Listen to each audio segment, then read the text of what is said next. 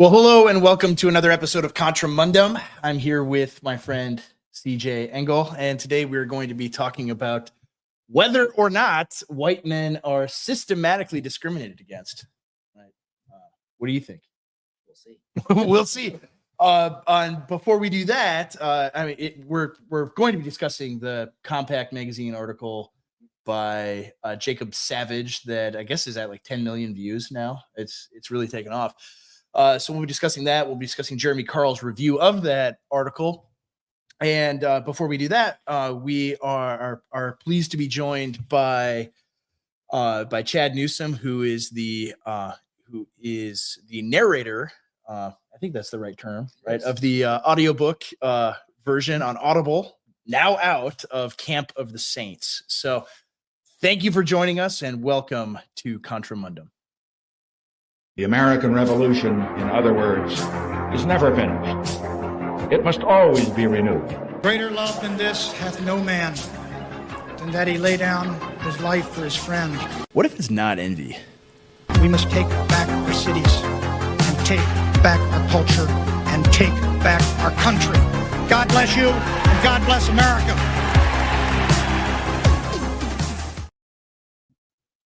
All right, we're back. Welcome to a Wednesday afternoon conversation about white man, the white man.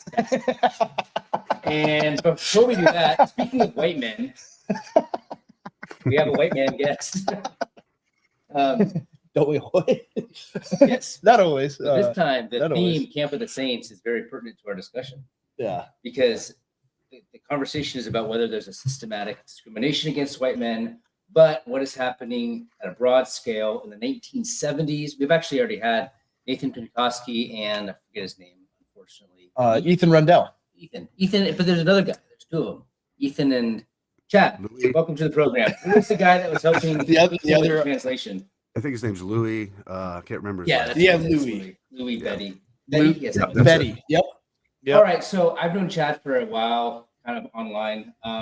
Great narrator. I recommended him to narrate the Camp of the Saints book, which is pretty. A lot of people listening to this don't even realize there's an Audible version. I mean, that's what everyone's asking for is Audible versions of all of these great classics, and it's pretty cool that not only that we got the Bobin Books guys got the rights to publish Camp of the Saints, to translate it for the first time into English in 40, 50 years or whatever, but that there's also a book on a version of it on Audible, and it's actually allowed. It hasn't been taken down yet, which is pretty cool. So after this conversation, everyone needs to go to Audible and download the book. But we are very pleased to have Chad with us. He was the narrator for it. I was very happy to put him in touch with them. And I haven't listened to it yet, but I know he did a good job. So Chad, welcome to the program. Thank you, CJ. Appreciate it. Andrew's good to be here. And I think I'm going to add what you said, your appellation, to my website, White Man. I just need to say that. So people know what they're getting when they hire me. That's But thank you for having me. Yes. All right. So first of all, I know you've been doing this audio for a long time, and you're very good at it. You actually helped with one of the side projects that we're going to be not talking about today, but I don't even know if Andrew knew that you did some for us. He did the 20th century. Oh yeah. Okay. Yeah. Oh yeah. Okay. Oh, awesome. Yeah. All right. So first of all, I guess the question that people might be wondering, and I was actually wondering too, was it hard to be able to practice the French pronunciation? Did you get any help with that? Was it hard for you to learn that? Were you on YouTube practicing and listening, or what? That was the single hardest thing about this project. It was unreal. I bet. Because a lot of times with audiobooks, you don't have much of that, and you got to get a sense of it. But there's so much of it in this. The whole audiobook's 15 hours, 40 minutes.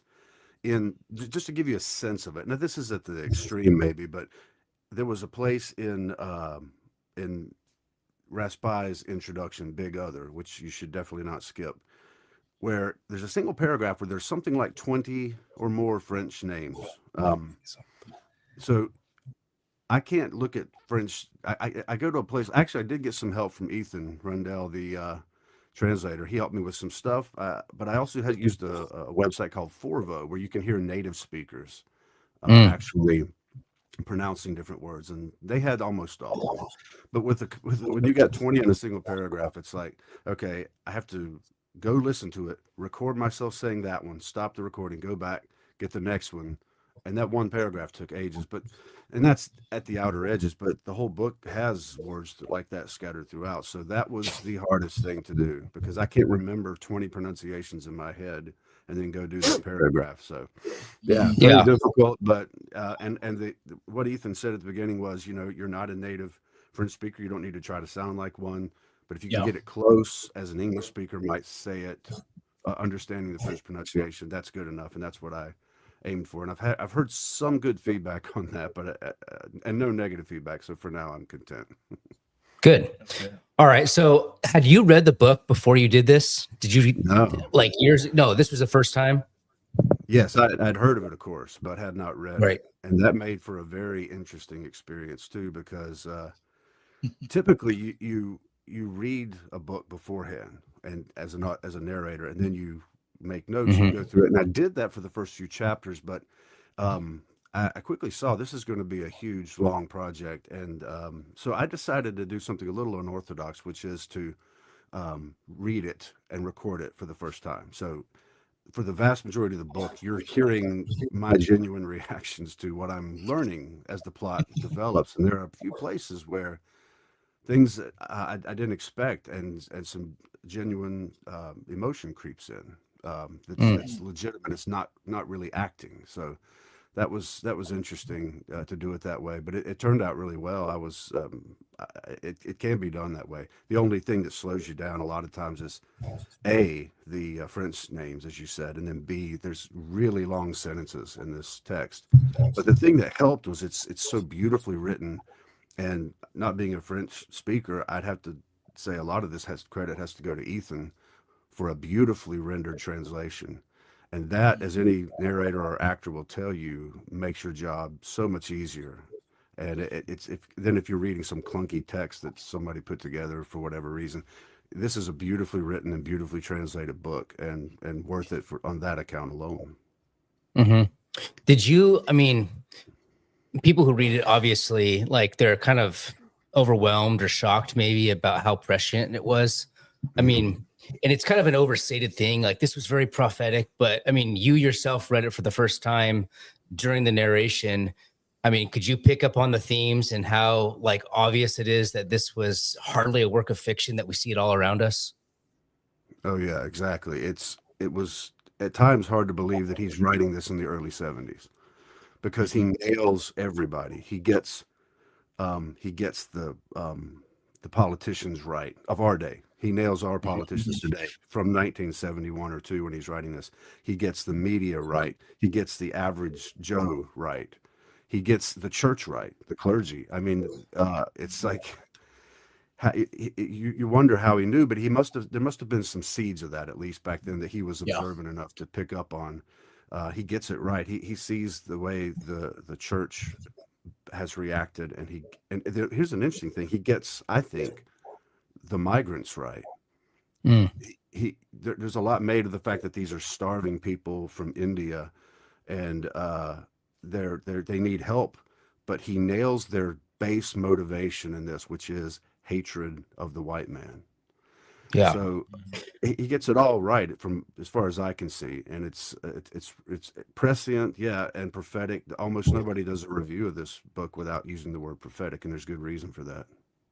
Yeah, it's funny. This is a good actually setup conversation for our, the meat of our discussion, which is actually going to be about systematic discrimination against white people. But it's funny that you mentioned the revenge or the resentment or the the hatred side of things, because a lot of people think it's sort of this like unintended consequence, maybe, that these people were like racially profiled, and so they began to be frustrated and they're poor. But I don't think a lot of people really appreciate the fact that what can be described as third worldism is an actual philosophy of politics. And so what we're seeing with migration and what we're seeing with the NGOs sponsoring it and all of the charities involved and all of that is they're actually financially providing for the implementation or actualization of resentment politics. It's third world resentism. And that's the driving motivation of these people. They have been taught since they were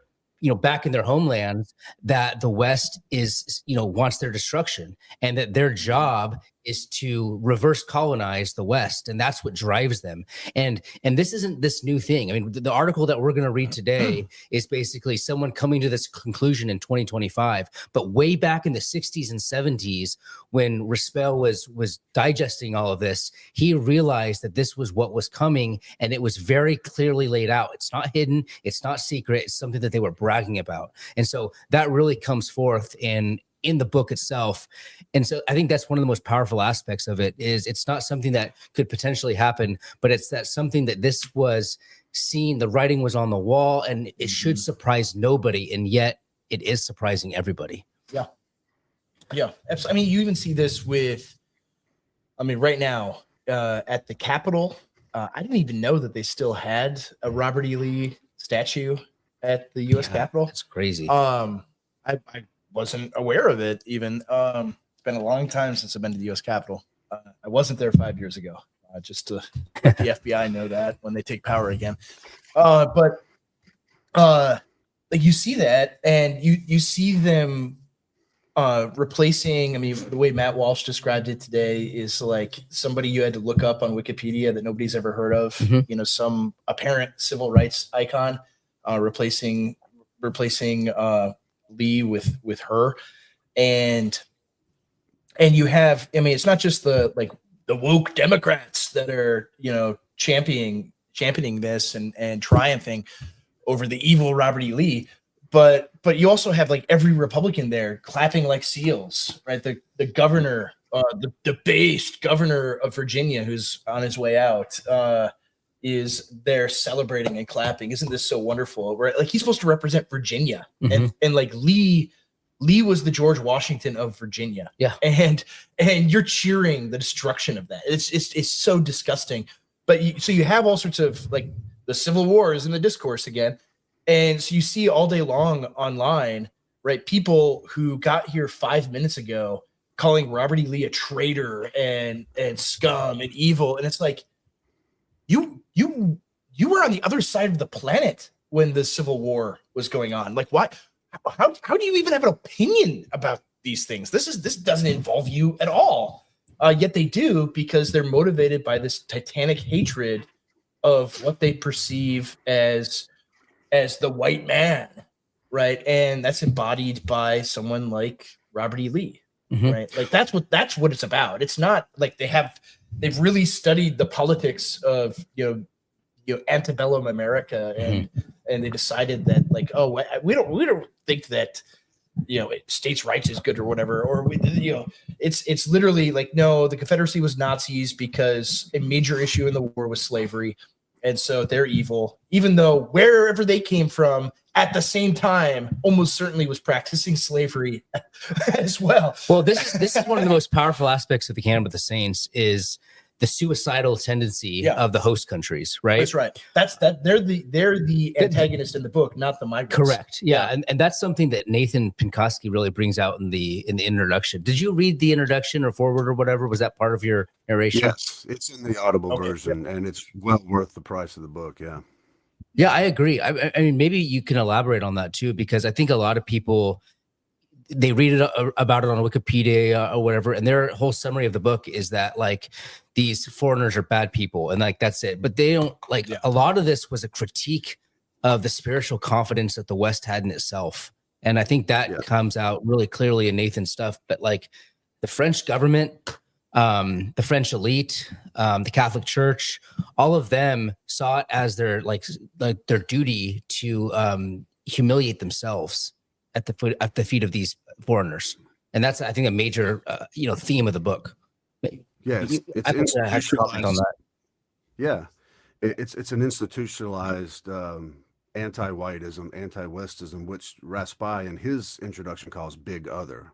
we have big government, big business. Big other is the focus on the alien over the native Westerner, and and that's what they fight for. And it's throughout the book you see the way the media and the celebrities and the government collude, even to mask the true motives of the migrant fleet. We talked earlier about the hatred as their motivation, but there's several instances of absolute anti-white hatred and murder committed by the migrants while they're en route, and that is explained away and covered up in every possible way by everybody who has this motivation to, just as you said, to prostrate the West before these people and to engage in the reverse colonization that was being talked about in Raspai's day, but which nobody at that point thought would really ever happen. And of course it did. It ended up happening. That's why Raspai was so prescient in what he was writing. Yeah.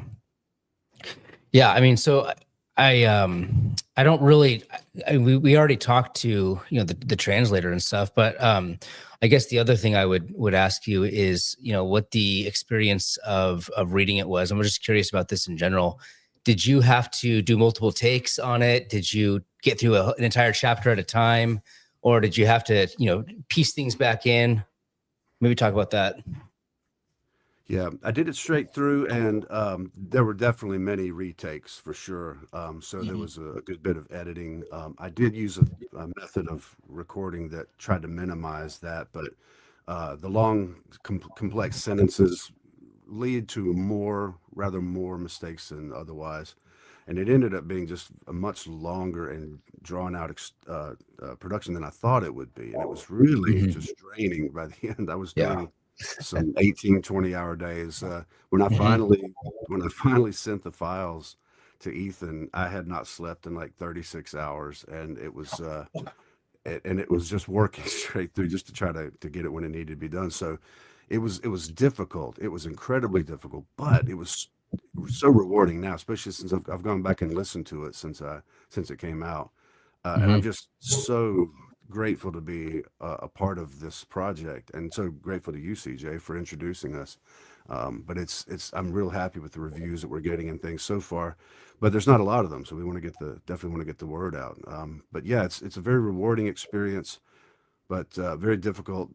I would try to answer your other piece of your question, try to get a chapter at a time, and often that would work, but it would take hours and hours to get a single chapter, and then you deal with the editing and so forth later. But yeah, it's just a basic process of recording, editing, and mastering, but magnified exponentially. Were you guys worried that Audible would take it down or something? Well, that was a question from the beginning. Would they actually allow it? But they have, and I found out since then there's actually a French audiobook of it based on the 1975 Shapiro translation. That is, it says it's an Audible exclusive, so I don't know, but Interesting that they've allowed it on there, and it's been fine, and it's exclusive through Audible at this point. So hopefully that'll continue. They'll keep it up. Okay. All right. So one more question. In reading the book, what do you think is, beside the resentment, the hatred of the West, what do you think is one theme that is underappreciated today about the nature of this third world revolution? If you could just pinpoint one. Yeah, the thing that I would point out is something that comes up repeatedly in the book, and that is just the culture shock, which is too mild a word for what happens when you get this many people coming to any kind of different situation, but especially a Western country. Raspai, who was known for writing books that were about lost peoples and forgotten peoples and people who were getting replaced and erased beyond the West.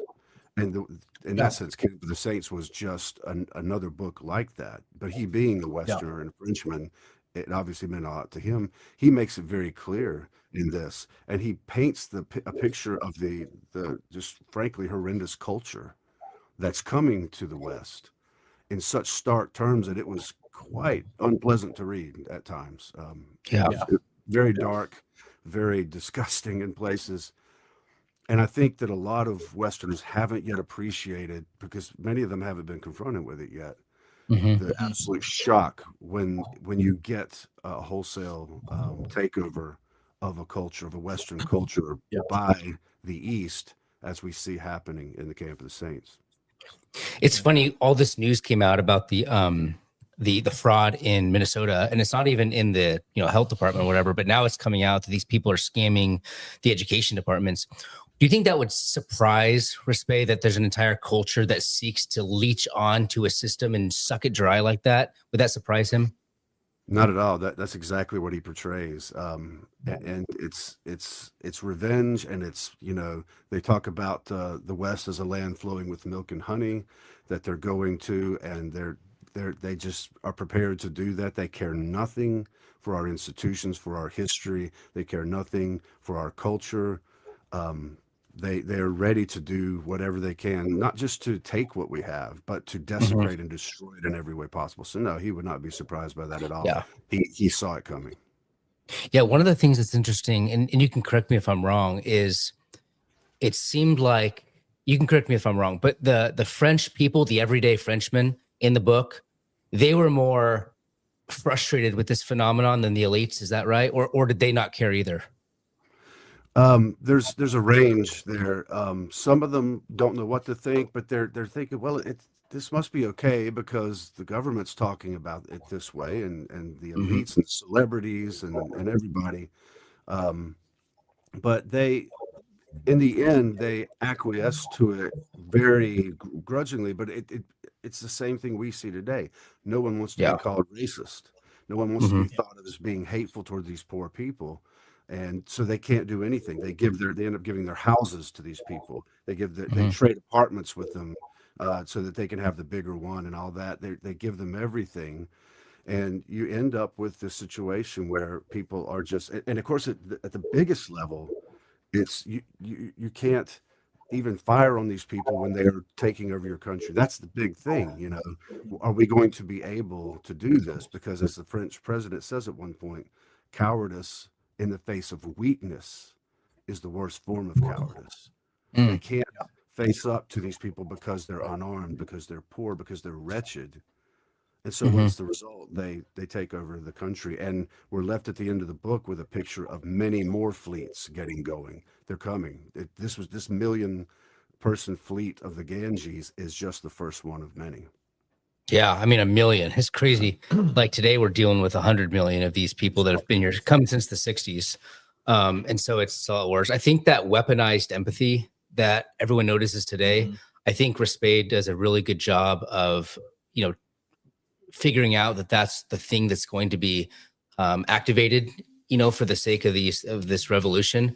I think that was extremely prescient. I don't think a lot of people could have anticipated the extent to which our Christian mores and instincts would be weaponized on behalf of our enemies. And I don't think that shows up anywhere as explicit as in Minnesota, where of all the different states in America, Minnesotans are historically extremely nice, just nice people willing to sacrifice for foreigners, for strangers. I mean, they're very neighborly, people up there.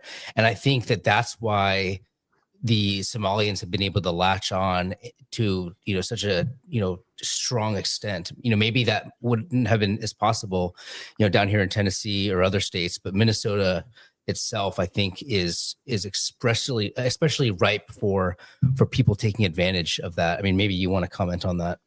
No, I mean, I think so. I think, I think Americans in general are this way, and it's obvious, you can see it, but there it's just deeply embedded. I mean, some of it is just an historical way of life. If you are, these are all people descended from people that grew up in very cold climates, and that shapes a culture where you have a very strong communitarian spirit and a willingness to care for others, because over hundreds of generations you're shaped by constant life and death situations, by frigid winters, and so they were targeted for this in the 90s, right? It wasn't even accidental. The people that did this knew what they were doing, right? They knew this is the place we're going to resettle refugees. And that was going on from the 70s and the 80s. I mean, after Vietnam, they settled all of the Hmong in Minnesota as well, for the exact same reasons, because this is where they based all of the all the immigration NGOs, right? All of them are based in Minneapolis. And so it's like not accidental at all. The people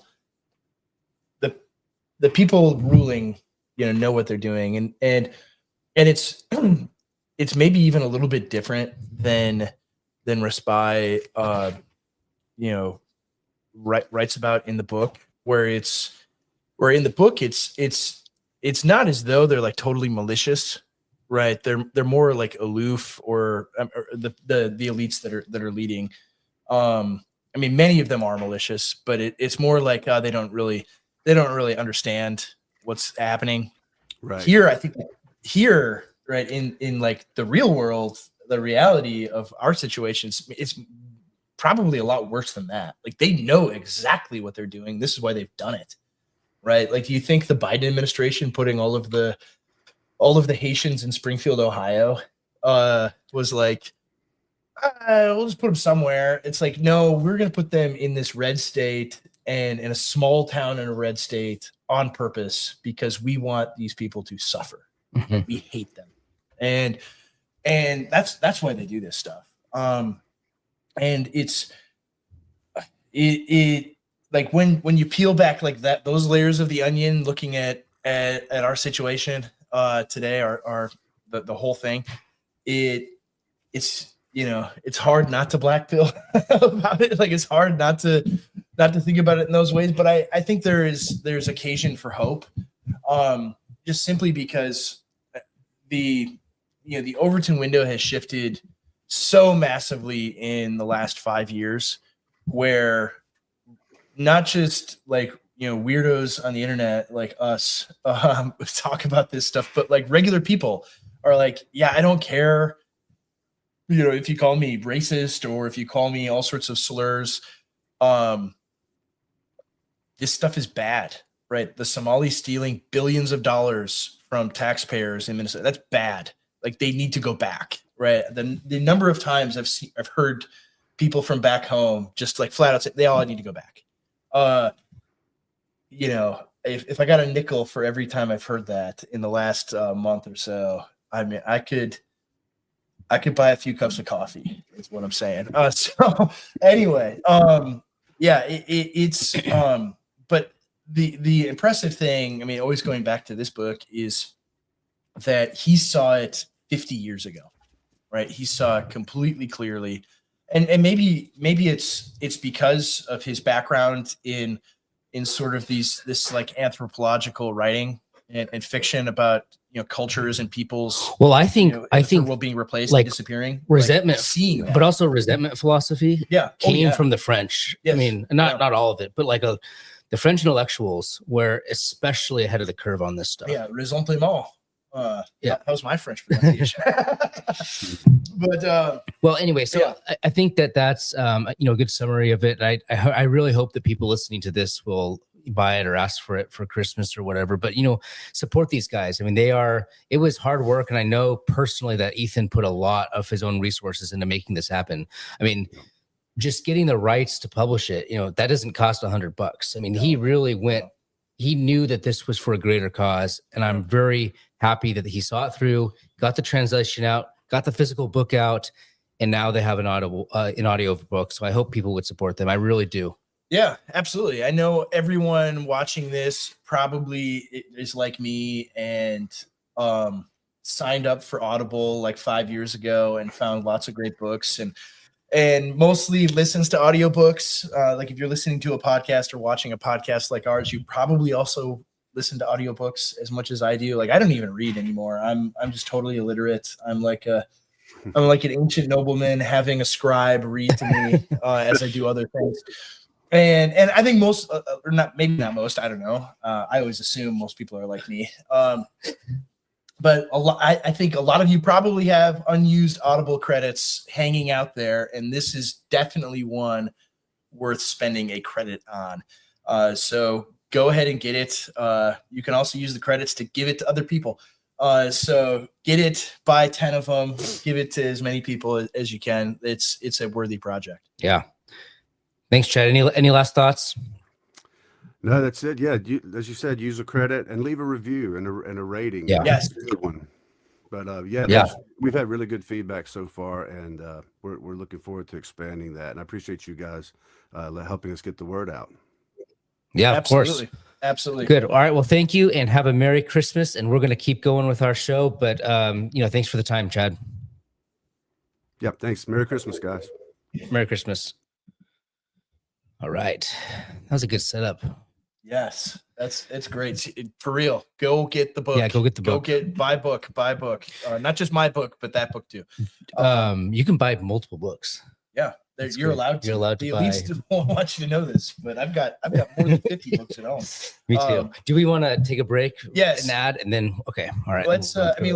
let's leave a little segue into the next discussion. We're gonna if you're watching on YouTube, we have a link to the article in question that is really taking off. Like it's now illegal for articles to go viral on x.com. They like the way they set up the algorithm. I mean, I'm not even joking. It doesn't happen anymore. I mean, I remember when it used to. Like, Yeah, you write something- Substack, you get like 3 likes. you could write a Substack, and like if it was good, it would like a lot, like people would retweet it and share it and everything. And now like people don't even see it. It doesn't even show up on people's timelines. But this one, I mean, maybe Elon has his thumb on the scale for this one. Who knows? Well, And Jeremy's it could be. response has been going pretty. Yeah, it might be. He might have said to his Maybe, like yeah. H-1B workers, actually let this one pass.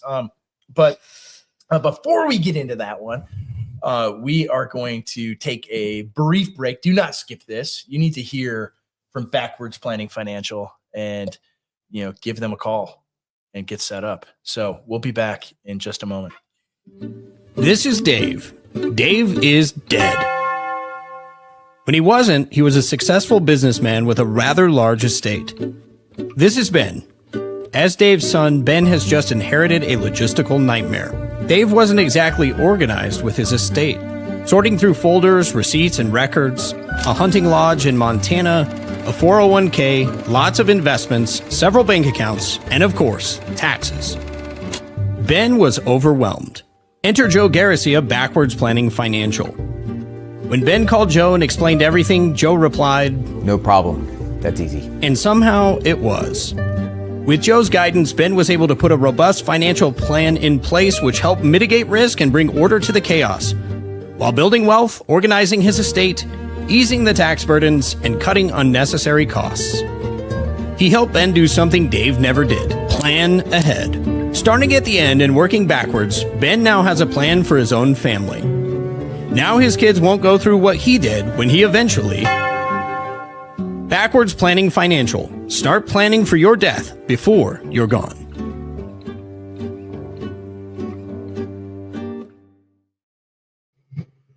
Okay, we are back. We are back. The comments here are good.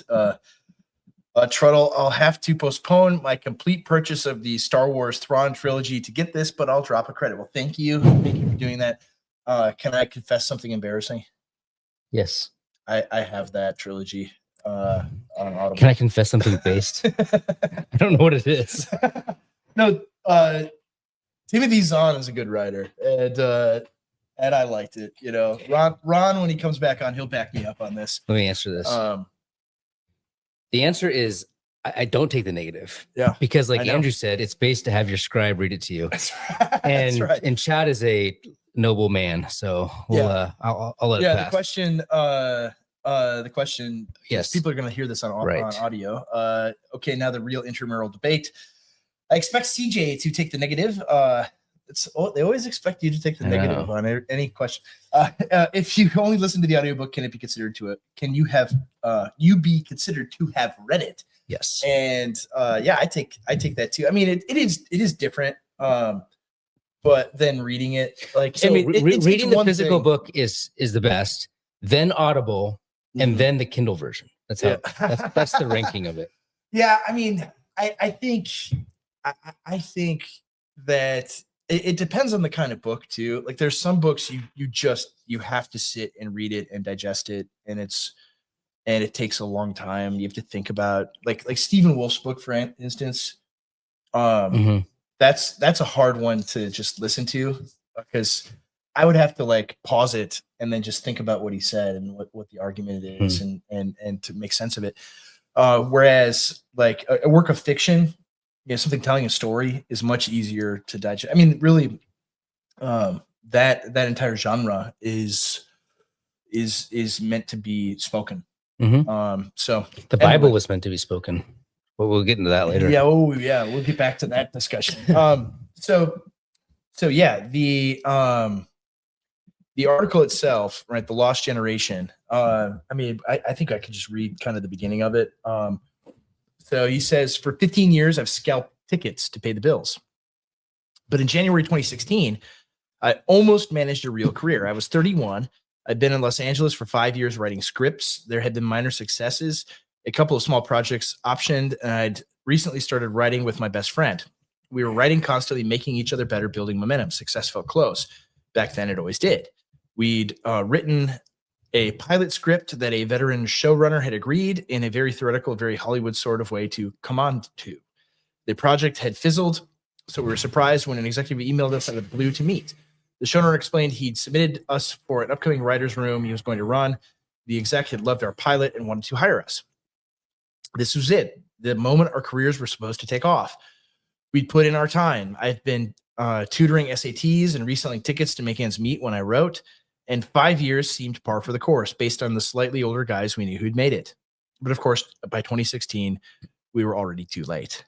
The showrunner emailed us back apologetically. I initially thought I might be able to bring you guys on, he wrote, but in the end, it wasn't possible. We met with the executive anyway, a Gen X white guy who told us how much he loved our pilot, but the writer's room was small. He explained apologetically, and the high-level writers were all white men. They couldn't have an all-white male room. Maybe if the show got another season, they'd be able to bring us on. They never did. The doors seemed to close everywhere and all at once. In 2011, the year I moved to Los Angeles, white men were 48% of the lower level TV writers. By 2024, they accounted for just 11.9%. So a reduction by 75% in 13 years.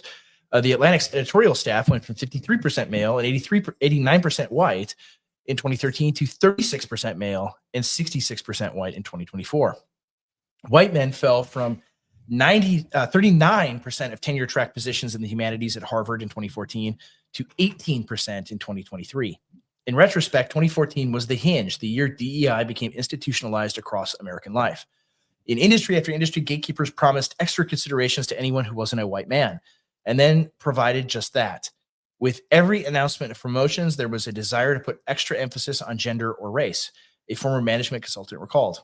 And when you don't fall into those groups, that message gets louder and louder and gains more and more emphasis.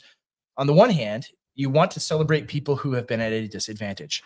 On the other hand, you look and say, wow, the world is not rooting for you. In fact, it's deliberately rooting against you. As the Trump administration takes a chainsaw to the diversity, equity, and inclusion apparatus, are they though? No. Kind of, but they're going around the edges because it's so much deeper than that. But anyway, there's a tendency to portray DEI as a series of well-meaning but ineffectual HR modules. Undoubtedly, there has been a ham-fisted DEI programming that is intrusive or even alienating, explained Kianga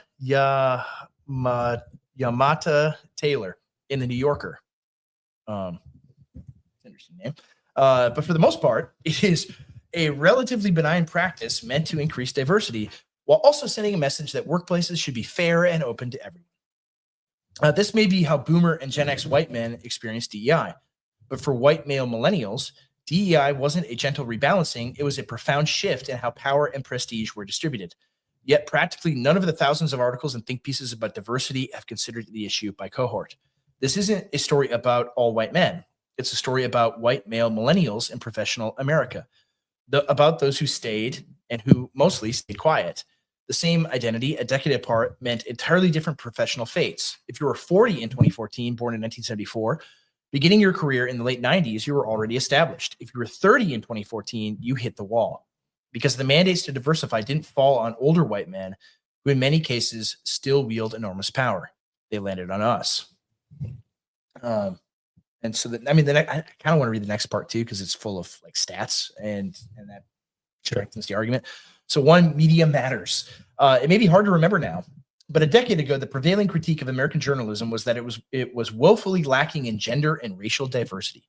There had been hope that new media would be different, that the internet might bring in a wider range of voices. But by the mid-2010s, that optimism was waning. New media ventures like Vox, BuzzFeed, and Politico are trying to shake up the way people get their news and entertainment online, NPR reported in 2014. But critics say those newsrooms and leadership roles are overwhelmingly made up of white men. The critics were mostly right.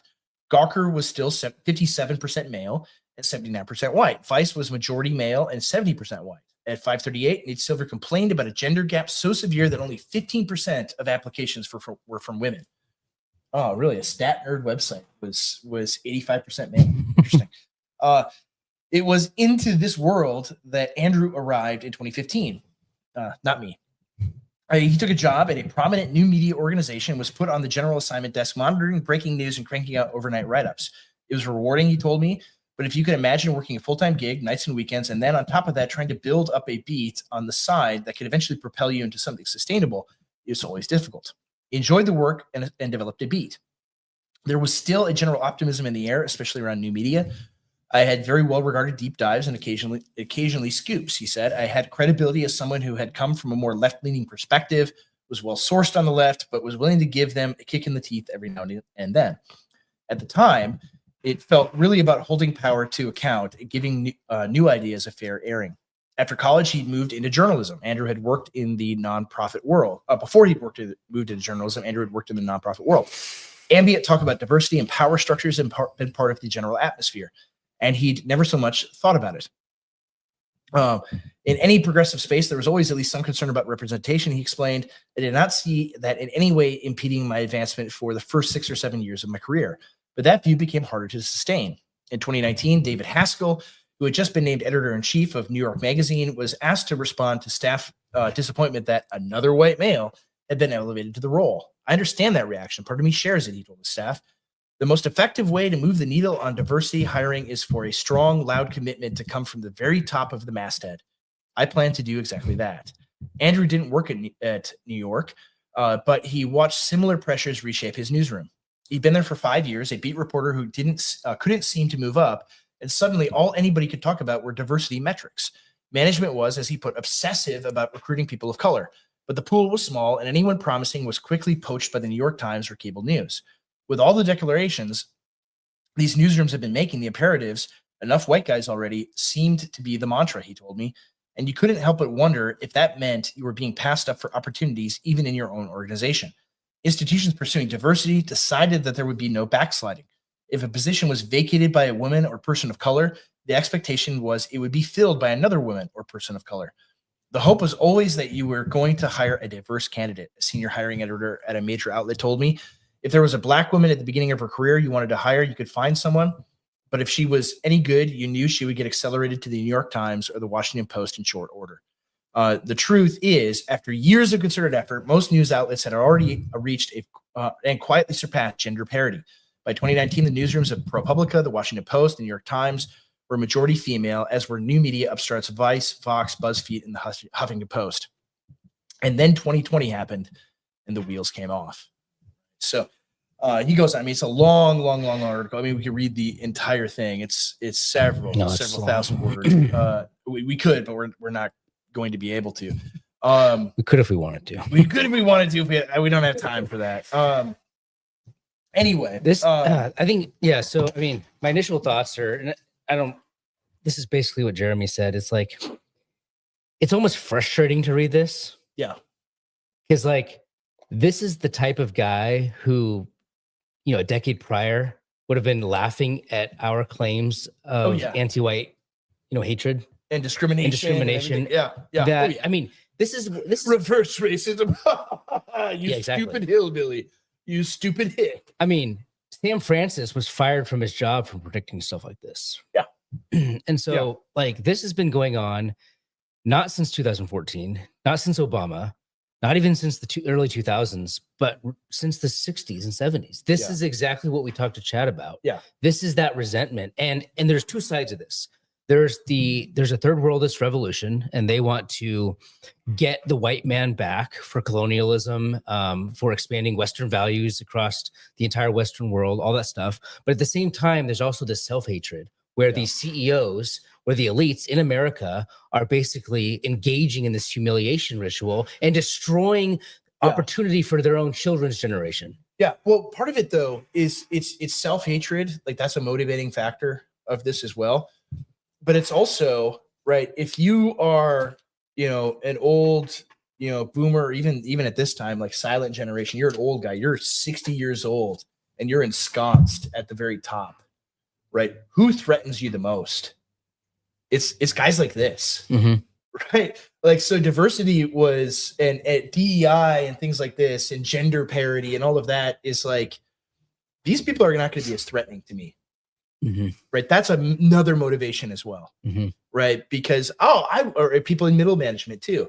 Right. Oh, it's not my ox that's going to get gored. It's these young guys. Right. We'll keep them out. Right. Because they're, and that's what has happened is he points this out in the beginning of the article. Like they're all still there. Yeah. They're all still there and in power.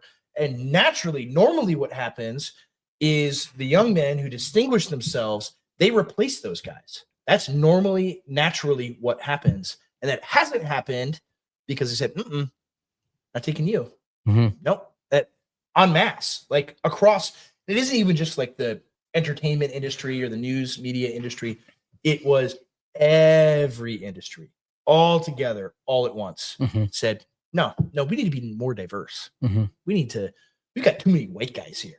Like I remember working for a company in 2020 when the Summer of George was taking place, and our CEO, and this was a building supply company, and it was very blue. Even like the white collar guys were very blue collar, and the CEO gets on this all company call and is like, George Floyd was murdered. This is horrible. This is terrible. And this is awful. Racism is bad. Systemic racism is bad. And we've got too many white guys working in, right. We got black guys working in the warehouse, but we don't have any working on the sales team or in accounting or anywhere. Like we need to hire more black people. Right. What causes them to think like that? And it's like maybe it's just people who don't think for themselves. They just absorb all the narratives around them. But I've always had a hard time understanding what motivates people to think like that. Oh, they've been trained to. They've been propaganda. They've been catechized in this stuff from birth. And from birth. So not since 2014. No, their entire lives they've been catechized in this stuff. And I mean, here I am, like trying to do a good job and work really hard, and I'm just being like crapped all over by my CEO. It's like, we don't really want you, and I would replace you with somebody else from a preferred race instead of you, if I could. If I could find someone to take your job, and I'd give it to them. It's like on account of your race. Like that's how I took it, like immediately. And I'm like, I need to get out of this. Like, I can't work in this job much longer. But it's like, that same conversation was happening at every company across America all at the same time. Yeah. And so all these things, these seeds that were there, when people talked about going it to full bloom. And when people talked about that it was happening everywhere, everyone was gaslit and saying it wasn't happening. This is the irony of this post. Oh, is that people have been talking about this for 20 years, longer than that. Not only is it going to come eventually, but it's already here. Yeah. I remember hearing about reverse discrimination when I was in college. Right. And it getting poo-pooed by the same guys that write this kind of stuff now. Right. Like what this was, and this is something Jeremy says, he references the people's faces being eaten by leopards party tweet, all-time great tweet, where it's like, they never thought their ox was going to get gored. Right. They didn't care if it happened to the chuds, right? They didn't care if it happened to like middle-class white people in regular industries, but they're elites. Yeah. They're at the top of the media. I'm going to go write TV shows and produce culture. And I'm a liberal. I'm left wing. I'm progressive, man. It's not going to happen to me because I'm on the right side of history. And then what happens? Sorry, you're white. We don't want you. Right? Yeah. Are you gay? Maybe you should chop off your penis and then we'll take you. But unless you do that, like you're white, you're male, you're straight, can't have you. Can't have you. Like they never thought it would happen to them, and now it has. And now it's like, fire on fire. So it's hard to feel bad for people like this. Yeah, I don't actually feel bad for this guy at all reading this. In fact, the one guy, I didn't even see it. He hung it up. I was gonna show the camera. Oh, we'll just pull it off the wall and show it. Another time when Gary's actually here and can press the button and change cameras. But we have a Pat Buchanan picture. yeah, we now have It's real. Pat B, It's real. We're not making that up. emblazoned on the wall. And so anyway, like, yeah, I mean, reading this, it's good. Like I've had, more normie-ish friends send it to me. Like, did you see this? Where is it? I'm losing it. There it is. I actually want to read all of Jeremy's thing. I hope we have time. What time is it? Well, yeah, we should just read the whole thing. All right, it's really, really good. All right, he says, Jacob Savage's just released article in Compact, The Lost Generation. And Compact too, like before we go any further, like you have your own thoughts about Compact. Well, it's exactly the type of publication that would come to realization in 2025 that this is happening. It's like, it's the perfect outlet for this. It's like, the South just fired on Fort Sumter, and Lincoln starts invading the South, and it's like somebody saying like, I'm not really sure about this in like, Columbia, South Carolina, being like, I'm not really sure about this Abraham Lincoln fella. Yeah. I don't think he has our best interests in heart. Well, it's like someone. It's like, oh, cool. It's now we get it. It's like someone reading about the fraud in Minneapolis, and they're like, "Wow, Tim Walz doesn't actually seem like a great guy." Yeah. It's like yesterday I thought he was. I thought he was awesome. Now I'm not so sure. Yeah, it's like we've been saying that for. Come on, yeah. And so so it's almost like a limited hangout, to mix metaphors. These guys. Anyways, there's one particular on that. Yeah. Sentence. So okay. Jacob Savage's just released article in Compact, The Lost Generation, has generated huge buzz online, with some calling it the article of the year, and well-known commentators such as Abigail Schreier calling it the single best long-form piece I've read in a very long time. At first blush, it is easy to see the reasons for their enthusiasm. Savage writes compellingly. He's a professional writer and went to Princeton. Even then, when he went in, it was hard for white guys to get in. And examines in exhaustive detail, with many references to his personal story, the dispossession of and discrimination against young white men that has rapidly accelerated over so much of the last decade. As someone who has spent a great deal of time during that same era writing and talking about the subject of anti-white racism and highlighting data and anecdotes similar to those the author has unearthed, most particularly in my book, The Unprotected Class, How Anti-White Racism is Tearing America Apart, you might expect me to be a huge proponent of the piece. But while there is much to recommend, there's also large blind spots that impede the author's analysis. And the fact that this particular piece has so grabbed public attention despite its glaring flaws indicates that the right is still not having the sort of discussion on race that we need to have. First, let's give Savage his due. He's done his research, and the data he cites is striking, from prestige media to elite universities to Hollywood. There's compelling statistical and anecdotal evidence of severe discrimination against white men, in particular against millennial whites. But this is only part of the story. The author's biography is a compelling example of his generation's misfortune. At 41 years old, a Princeton grad who had his career blocked as a Hollywood writer by being in the wrong demographic at the wrong time, he, by his own admission, makes a living scalping tickets, hardly the glamorous sort of job he might have expected with a top Ivy League degree in hand. Savage makes a compelling case that Gen X and boomer white men are the main villains of the story who were able to still get jobs and get established before the door closed on our millennial brothers. There is some truth to this. While I attended Yale in the mid-1990s, while anti-white discrimination was already in full swing, something Savage underplays, it had not become the overwhelming force that it would become in more recent years. Young white men absolutely faced discrimination 30 years ago, but not to such an extent that there were not opportunities available to us if we had the right skills and credentials. Nonetheless, throughout Savage's piece, there's a whiff of the old internet meme, I never thought leopards would eat my face, sobs woman who voted for the leopards eating people's faces party.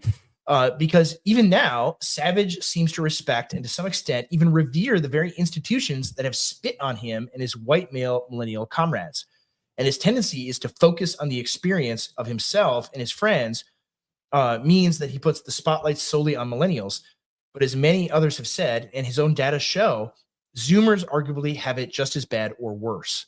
His is the lament of the intellectual dark web, the so-called homeless liberals, people who at some level still believe in the elite system and refuse to give up that belief, even in the wake of overwhelming evidence that it has betrayed them.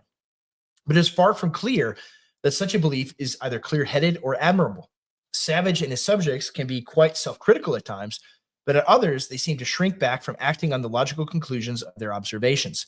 Savage, like his IDW contemporaries, seems content to fish in the Rubicon rather than cross it, and travel through terrain that would mark him to the establishment not just as a critic, but as an enemy.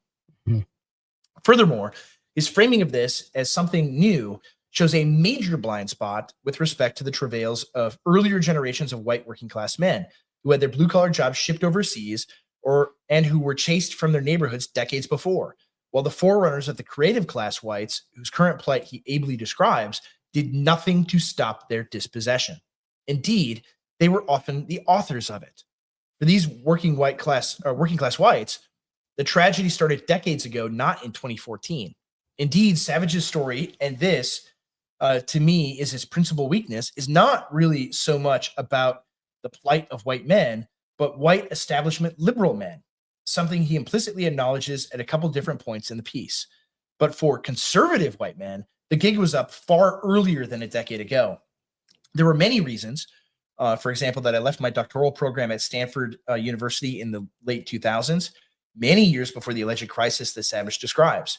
But arguably, chief among them was that it became clear to me that in my relatively less political field of study, as someone who was quite capable, but not a certified genius, there was simply no place in academia for me that would not require me to fundamentally compromise my principles.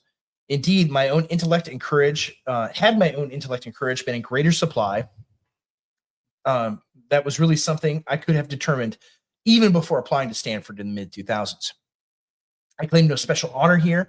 Many braver and higher integrity white men than I were drummed out of polite professional society years before I was, because they stood up to the institutional left rather than, like the men Savage profiles, sucked up to it.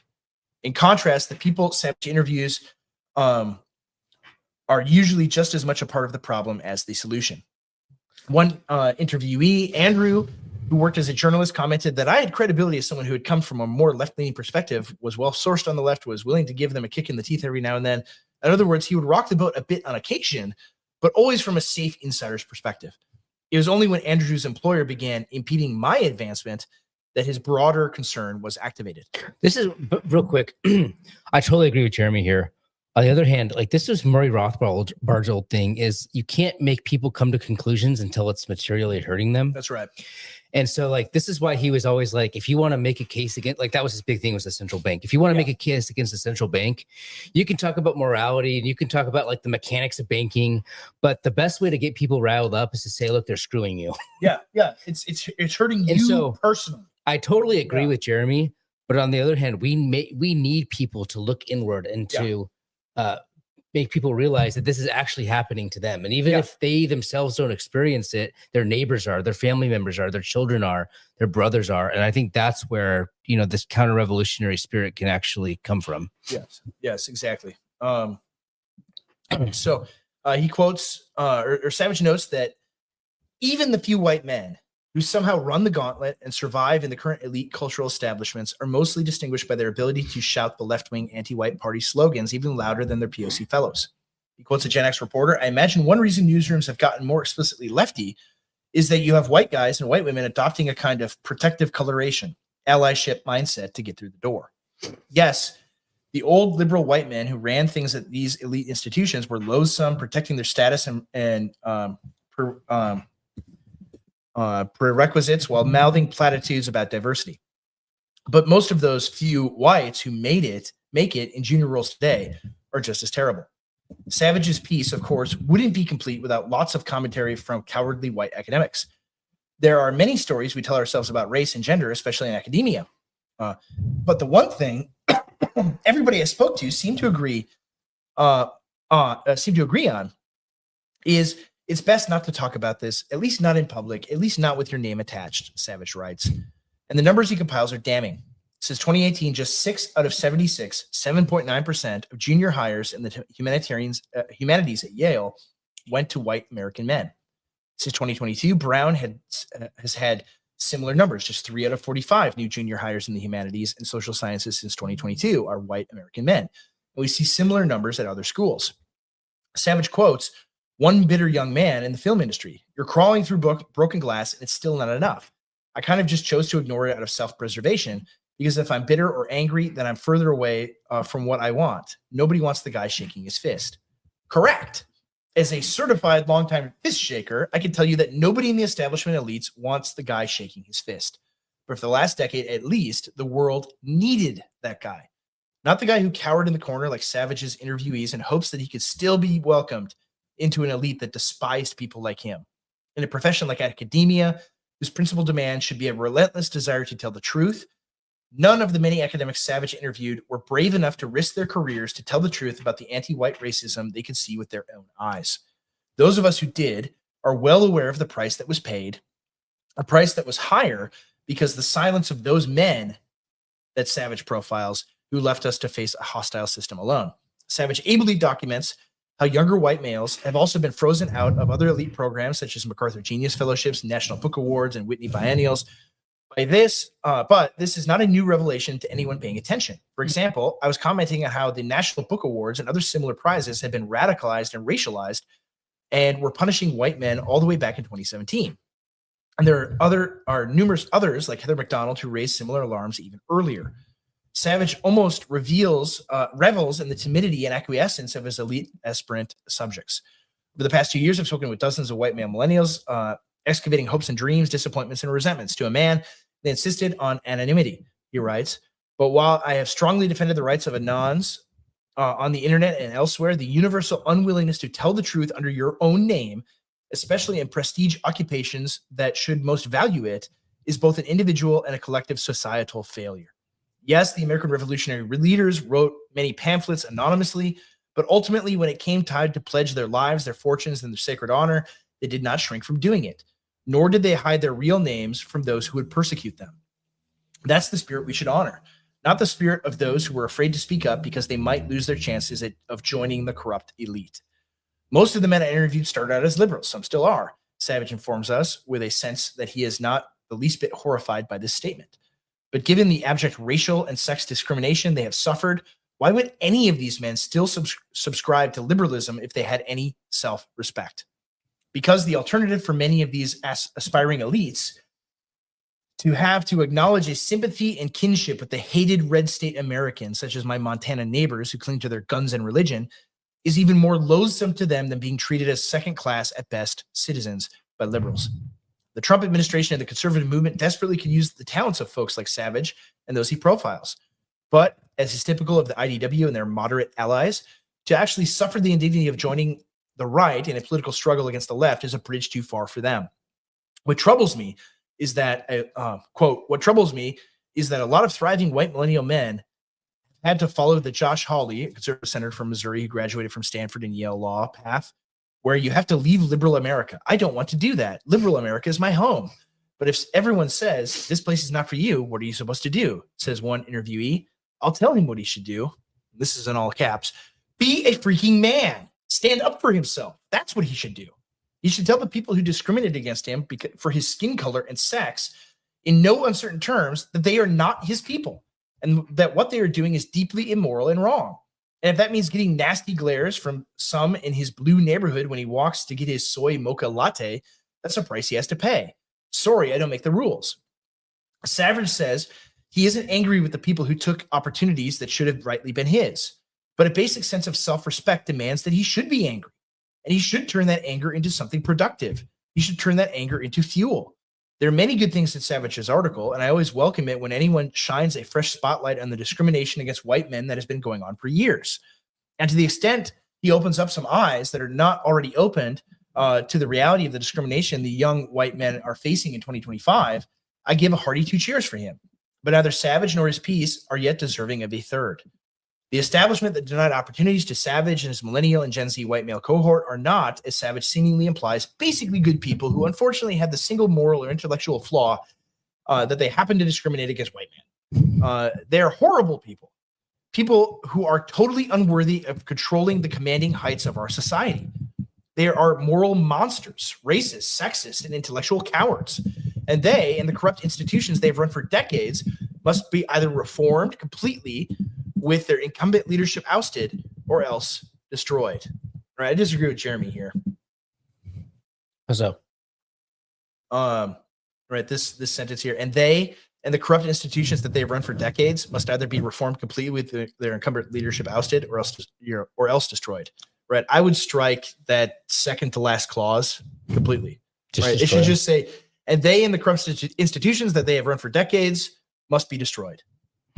Right, like there is no reforming this stuff. Are you kidding me? Yeah. I mean, I love Jeremy. I love him. There's no reforming it. I'm going to go into Hollywood and reform it. Like, no. I'm going to go into the New York Times and reform. Like, no. That ain't happening. No, maybe Jeremy just means that some are salvageable. Like Some of them are. Like the Claremont Institute. Well, okay. I'll cede that point. But like the ones that Savage is describing, they gotta go. These institutions need to die. And they will. Yep. They will die. So facts, he continues on. Facts and data are wonderful things, but courage and conviction are more important still. Right? Yeah. Courage and conviction don't care about your facts. So true. And even his article's final sentences are timid questions rather than confident declarations. What do I say when my boys ask about my old hopes and dreams? What do I tell them when they ask about theirs? Or if a trumpet gives an uncertain sound, who shall prepare himself for battle? Mm-hmm. Right? Like that's what it comes down to. Is I mean, it's nice that some of the libs are starting to get it. Yeah, I think, but they still don't get it. I think part of the problem too is it's not just that it's been going on for a long time, but you have to interpret these people as malicious, and I think that's what liberals, like, constitutionally are unable to do. Yeah, you can't have a friend enemy distinction. That's the problem. The essence of a liberal is the denial of a friend enemy distinction, and that's what's going on here. Yeah. Because if he was to characterize these institutions and the elite as evil, he would have to soldier himself up, and that's what a liberal is always constitutionally unable to do. Yeah, exactly. They can't. They cannot do it. But I mean, and that's the thing too. I mean, if you think about it, like, look at how much. I mean, just look.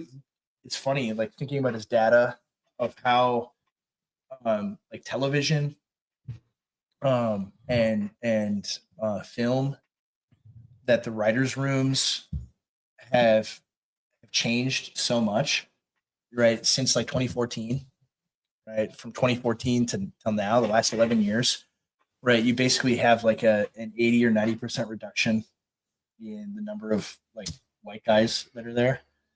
And it's interesting, like the quality of television writing and production, because it's not based on meritocracy. It's not like, we'll hire the best people, whoever's the most talented. We're in an industry here. We want to make money, produce good product. They can't. And so it's all garbage. It's all slop. It's not even any good. Like this morning at the gym, I was talking to some of my buddies at the gym, and they brought up the movie. I'm sure you've never seen it, and no one should go watch this because it's horrible and terrible. So I shouldn't admit that I've seen it. Yeah. So don't admit that you've seen it if you have. But it's totally godless filth, right? But the film Tropic Thunder. Have you seen that film? No, I would never. Like, you basically can. You could basically demark the time from when, like, comedy movies that Hollywood put out, like, at least achieved the goal of being funny, and then stopped being funny and good, or not even good, like, in a moral sense, but like they're capable of making people laugh, right? That ended when that movie. When did it come out? Jamie, pull up. Was it 2013? 2008. Okay, yeah. 2008 is the last comedy film ever produced, and I mean virtually, right? Like since then, I mean, what's the last movie? I'm asking the wrong person. What's the most recently released comedy film that you thought was funny? I have no idea. I am asking the wrong person. I have no idea. Chat, I need your help. Right, but it's just so terrible, and it's because they said we will not hire talented people, right? We will hire them based on their race or their sex or if they're gay or trans or whatever. Like that's the priority, not talent, right? And so you see the results. Like all of it is for the most part. Like it used to be. Like I sound like an old guy here.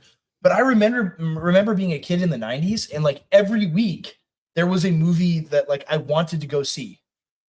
Right? I love movies, and every week it was. CJ hates them, but every week a new movie would come out, and it's like, oh, that looks really good, and then I go see it, and it was really good. And now it's like maybe there's 2 or 3 a year where I see a trailer, and it's like, oh, maybe I want to go see that. That might be good, and then I do go see it. And it's garbage. It's just like, oh, that was a waste of my time. Why do I do this to myself? And I got fooled again. Like maybe 1 or 2 a year are actually any good. And so like they're constantly bemoaning, like nobody goes to see movies anymore. It was COVID that killed it. It's like, no, that wasn't it. Right? They don't make anything worth spending. I mean, now like to take your family to go to the movie, like even if you don't buy popcorn and pop. It's what it's called. It's pop. It's like $100. Yeah. Right. Like I'm not, like you could go buy you could go buy it on Amazon after it comes out for like $25. Right. Why would I go? What's so great about going to seeing a movie in a theater? Right. I mean, David Lynch is rolling in his grave right now. He's hearing that statement. But they've ruined it. They were handed like this pop culture machine that like dominated the planet in terms of output and influence, and they drove it right into the ground. I mean, it's like Disney buying Star Wars, right? Who are the people making it, right? Not guys like Jacob Savage. It was like whatever, it was people that looked like the alleged killer in Brown University, right? Like people with literal Star Wars names writing Star Wars. Turns out it doesn't work. Mm-hmm. You guys like George Lucas. See Matt Walsh's thread on Star Wars? No. You didn't. You should go read it. Matt Walsh. Which one is it? Well, he was critiquing the Phantom. No, he was critiquing the third one or whatever, the newest one. The Last Jedi. Matt Walsh. It was really funny. All right, keep talking, and I'll. It sounds like something I would say. No, you got to find it. At Matt Walsh blog Phantom. Last. I don't know. It wasn't Phantom. Jedi. Was it the Phantom? No, Menace? it wasn't Last Gen. It wasn't the Last Jedi. Just do Star Wars. Okay, this is great audio we're doing here. From Matt Walsh blog, Star Wars. He's gonna be using Star Wars name on all the tweets. You erased it. Would you have erased it? No, I'm just. Just look down the feed. It was from yesterday. 2021. I've been telling you guys for years that Star Wars sucks. You should have listened. No, just click his profile. It was like one of the most recent tweets. It was from yesterday. All right. I'm looking. This is funny. This is great. Left tells it's. Man, he tweets a lot. He tweets more than you do. I don't even tweet that much anymore. I know. Way more than both of us combined. I mean, he's talking about this article. Man, I'm gonna have to send it to you. He took his son to see. It's easier to search on my phone. You talk about something else while I peruse. Well, you can read it later. You don't have to read it right now. I want to read it right now. I want people to get my general reaction from. Find it. No, well, I think the problem is deeper than just meritocracy. Like even if you had like technically skilled movie makers or whatever, I think that like there's a certain cultural vision that's being portrayed in Hollywood that it's hilarious that I don't think meritocracy really works, because what meritocracy does is it makes you really effective at like undermining like, you know, our actual culture. So I think it's beyond just a meritocracy problem. He probably erased it. It was from yesterday. All right, I can't find it. There's nothing. I'll find it. There's nothing there. Made me happy. It made you happy. I'm not gonna like. No, Star Wars was awesome when I was a kid. I was Great. critiquing the I loved it. I had my little Kenner action figures, you know, and they'd fight the lightsabers. what's the name of the And then they ruined it. They destroyed it. Like out of spite. Like they knew that people like me when I was a little kid yes. loved it. And they're like, we hate you. We're gonna make this garbage. Yeah, that's why it's not a meritocracy thing. Yeah. Well, it's intentional. Like they want to like take, and they'll take all the IPs and run them into the ground because they hate the audience. Right. That's why. I mean, this has been known for a long time. Yeah, I mean, they've done this to video games as well. Like right here, like Assassin's Creed, newest characters that they, them. Why? Why would you do that?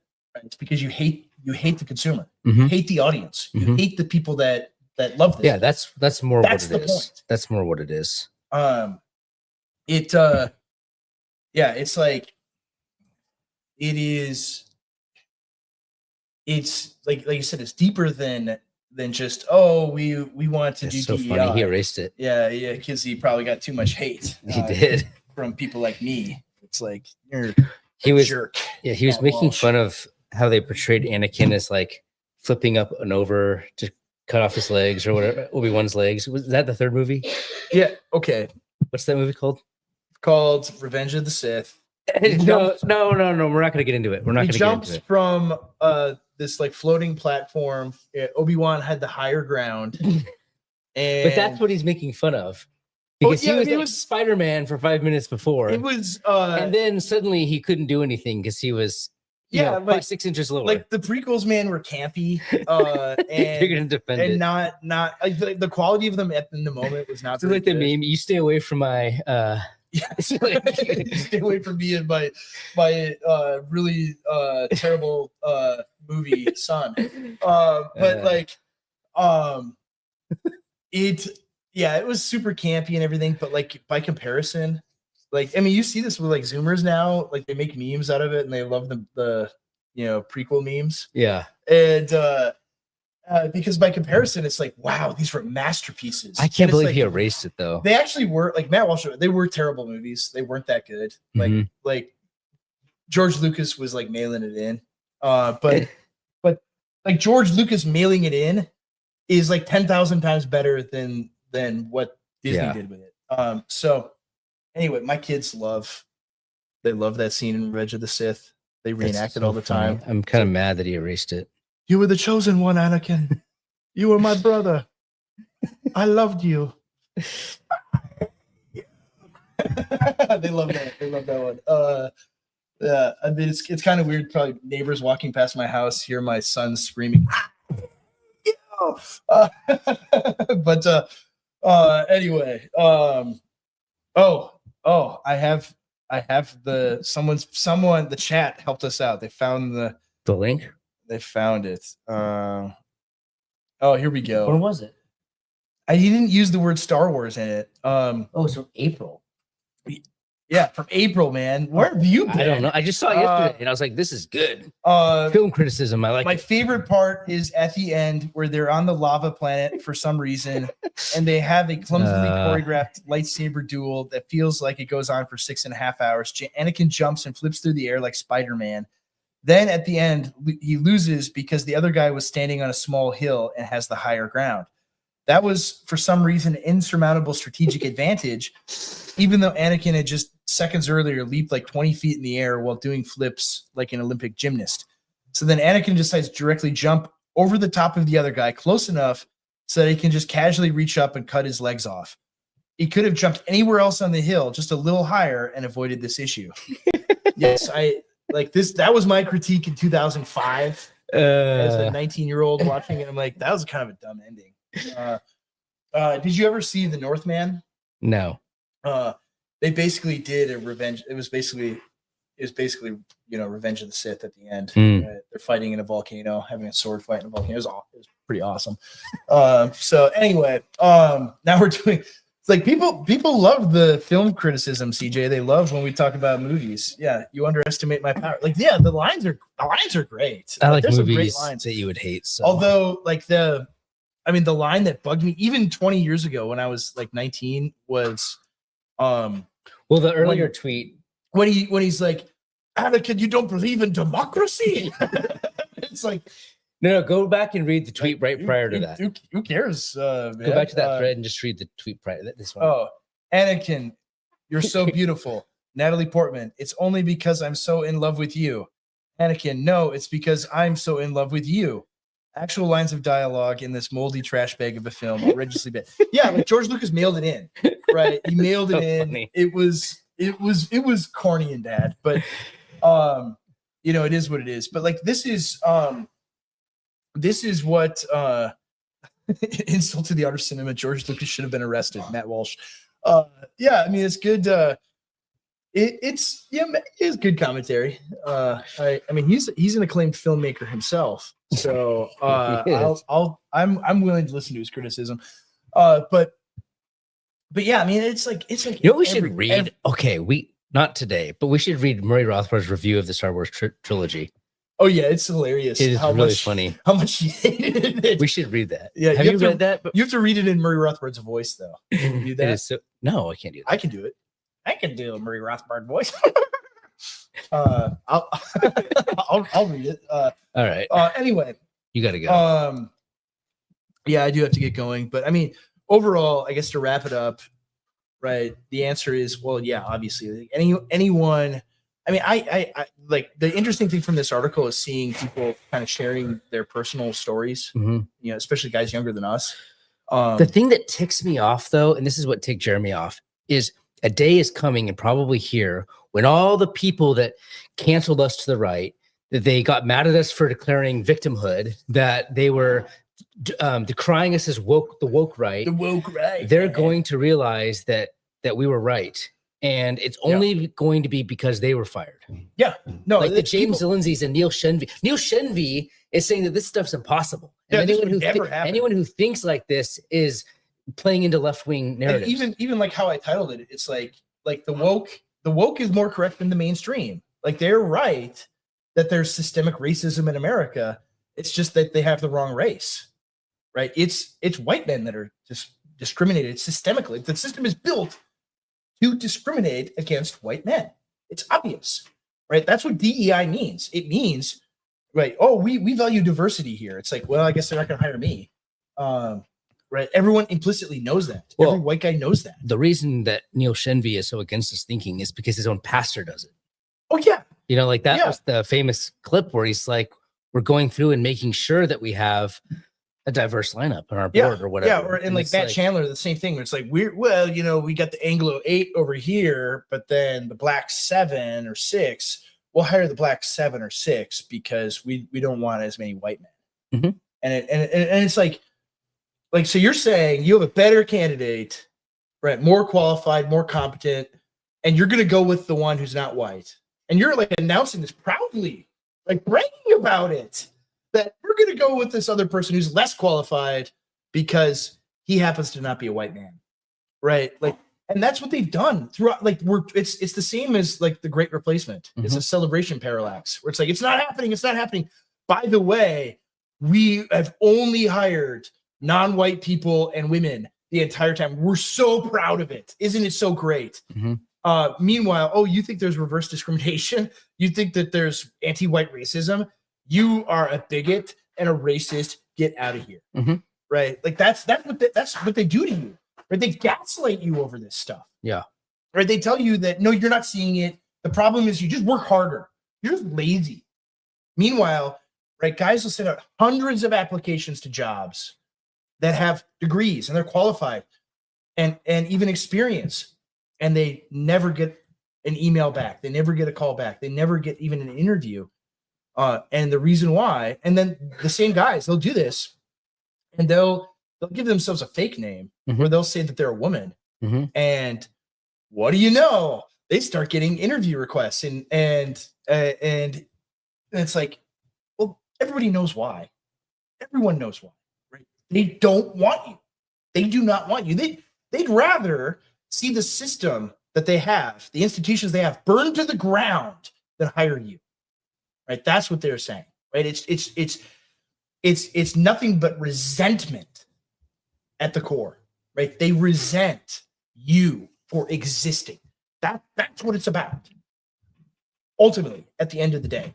And like what Jeremy says is right. Like, you should be angry about it, right? That's the other thing. Like, people will say, you should be angry, right? It's bad. You just got to take, and this is like boomer pastors will do this. They'll like, many of them will acknowledge, oh yeah, there's problems and there's things that are up against you, but you just got to work harder and you got to fight through it. And it's like, well, yeah, that's true, but like, you still should be angry about it, right? It should. They also don't like your solutions when you want to fight through it. Exactly, because through it. Okay. Because these are political problems. Yes, and so they require political solutions. But politics is evil. Yeah, we can't do politics. And you want to organize. You want to organize collectively. They don't actually want you to have solutions. They want you to submit. The solution means, I guess, you're going to drive DoorDash the rest of your life, even though you have an engineering degree. Yeah, right.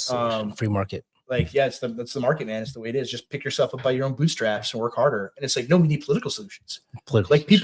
These people need to go to jail, right? These people need to be sued. Like, if anything comes out of this, like, hopefully there will be class action lawsuits, especially like, I mean, he brought up the Trump administration and like Harmeet Dillon, and I know you bring up the Sikh truck drivers and everything, but like, don't make me the bad guy. I'm not making you the bad guy, but there's at least a window. Right. There's a very narrow pathway where it's like, what if all the giant corporations that after 2020 were bragging about how they'd never hired white men got sued by all the white men who were discriminated against? Yeah, that'd be great. Right. And they lose billions of dollars and all of the HR people get fired. Right. I bet it would be great. I mean, is that going to happen? Right. Probably not. The judges, like the same judges that we decry probably like every episode, are just going to toss those cases out, Like, and so then you have to go one layer deeper. How do you fix that? And it's like, all right, well, we need to elect people to Congress. I know it's dumb, but it's like, we need to elect people like on the single issue of impeaching all the judges, getting rid of all of them. There's a more efficient way. Maybe there is. But we're out of time for that. Yeah, you want Donald Trump to do a coup. That's what you mean. No, in Minecraft. Okay. No, it's like so much of it is like people do not realize how bad the situation is, right? That's the thing. Like even like my book, which is out hardcover now, please go buy it along with Camp of the Saints. Like people read my book and they're like, oh, it's so blackpilling. It's like, I refuse to believe that things are that bad. Like people don't want to believe that the world is that bad until it touches them in the face. Yes. And that's what needs to happen for anything to change, is you realizing, no, these people hate you. They hate you because of your race. They hate you because you're white. They hate you because you're American, that you were born here. Your parents, your grandparents, your great-grandparents, your great-great-grandparents, they're all born here. They're all from here. They hate that. They hate those people. They hate you because you're a man. They don't want you to be a man. They want you to be castrated, right? They don't want that. And so you must suffer because of their hatred against you, right? Until you internalize that, nothing will be accomplished, right? That's the conclusion you can only reach from things like this, and even from the tepid conclusions of this guy. And so millions of more people need to get that, right? Like the future that you should have had was stolen from you.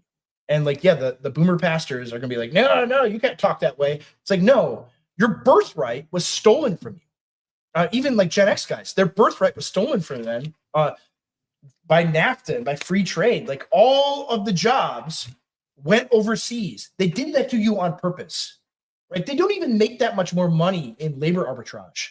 They just did it because they hate you. right? They hate you. They want you to be on fentanyl and opioids and die. And right, it's time for you to understand that and be angry, right? Be angry and do not sin. That's the conclusion that I've reached. So Endorsed. All right. All right, that's all we got. Did you want to mention the fundraiser for the church? I have a link to it. Well, you mentioned buying your book. Yeah, But we're doing a fundraiser for the church, and the fundraiser includes if you donate to our church, which is a tax write-off. Please donate, by the way. But if you donate more than $50, you get a signed copy of the book. yeah, So signed it's by like- me, not CJ. Correct. Yes. You gotta clarify that. Well, I'll write the address on the label, Yeah, on the that shipping will be- label. You can save that, Yes. as a keepsake that CJ wrote the address. Yeah. That's his handwriting. Yeah, don't throw away the envelope because I lick them closed. That's kind of weird. Look, man, people are into weird stuff. We're selling to the internet, all right? That's pretty weird. I didn't even my mind would never have gone there, but okay. I'm right there. I had that ready to go. You're too online. Well, yeah, that is all the time. I do have to go. WhitleyvilleChurch.com/donate. Please Yeah. support our church. Yes, please do. We have a lot of things that we want to accomplish, and we don't have big institutions backing us. I mean, that's kind of the theme of this episode. We're not in the big denomination that supports church plants. We don't have legacy foundations that are helping us, Mhm. right? That are just flush with cash over decades. Like all of those have been corrupted. Like, yeah, I mean, if I was in the PCA, right? I mean, you just even like this is a big fight in the PCA is like they had the DEI guy running missions and church planting in the PCA, and what did he do? He gave it to like his people and not to the best ones, and he blew through the entire budget and like millions more than that.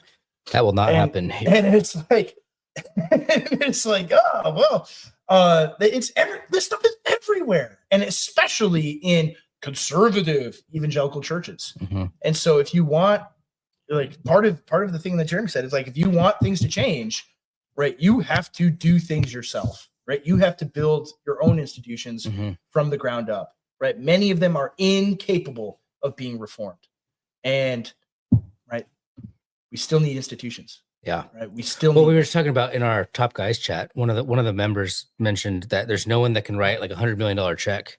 Yeah. And although to like if a you're listening to political this and you can, yeah, please do. please reach out. Yeah. But Even $1 million check is well, we're cool with that. yeah, it takes a lot of resources to rebuild. Yeah. I mean, I'm surprised by how many grants these people get. Tens of millions of dollars to sell out their countries, sell Yeah. out their people. Yeah. We paid for all of it. We But, did. Yeah. Yeah. I do have to. You have to go. All I have right. to bounce. So I'm sorry to cut this episode short, but Every time. It's always you. thank you everybody for joining us. Thank you. We hope you have a very Merry Christmas despite all the issues, all the problems. Christ is still King, reigning on the throne, and for that reason, you should have a Merry Christmas. All right. So, blessings to all of you. Thank you. Stay peacefully dangerous, and we will see you next time.